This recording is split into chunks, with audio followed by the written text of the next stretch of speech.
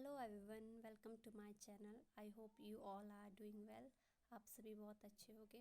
So friends, this is my first lecture on YouTube and I am going to start Indian contract act 1872। जैसा कि आपको यहाँ से मालूम ही हो रहा है कि हम इंडियन कॉन्ट्रैक्ट एक्ट स्टार्ट करने वाले हैं और मैं सबसे पहले इंडियन कॉन्ट्रैक्ट एक्ट को इंट्रोडक्शन पोर्शन से शुरू करूँगी। इंडियन कॉन्ट्रैक्ट की अगर हम बात करते हैं तो इंडियन कॉन्ट्रैक्ट एक्ट इंडिपेंडेंस से काफ़ी पहले बन चुका था। तो इसका मतलब है कि ब्रिटिशर्स के टाइम ब्रिटिशर्स ने इंडियन कॉन्ट्रैक्ट एक्ट बनाया है। इंडियन कॉन्ट्रैक्ट की अगर हम बात करते हैं तो ये इनेक्ट हुआ था 25 अप्रैल 1872 को और इन्फोर्समेंट में आया था 1 सितंबर 1872 को। और इसको डिफरेंट प्रोविज़न में डिवाइड किया गया था, जो कि सेक्शन 1 से लेकर 266 तक था। जब हम इसके डिफरेंट प्रोविज़न की बात करते हैं तो सबसे पहले हम बात करते हैं जनरल प्रोविज़न की, जो कि सेक्शन 1 से लेकर 75 तक की बात करता है। और 76 to 123 talk about the sale of goods. और सेक्शन 124 to 147 डील करता है इंडेमनिटी एंड गारंटी से।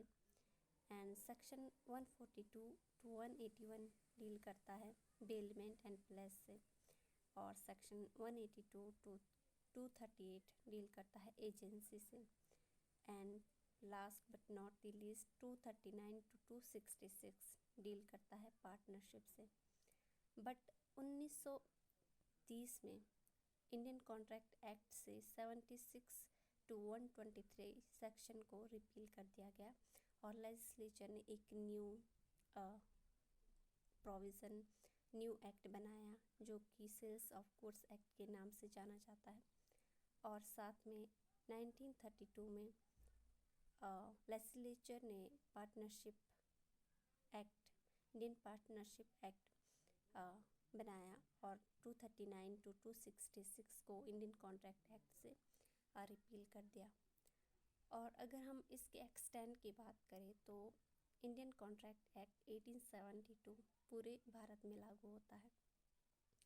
सो फ्रेंड्स, इंट्रोडक्शन लेक्चर में आज के लिए बस इतना ही। और अगर आपको ये वीडियो अच्छी लगी तो आप इसे लाइक कर सकते हैं, कमेंट कर सकते हैं, सब्सक्राइब कर सकते हैं और दूसरों को शेयर भी कर सकते हैं। और in our next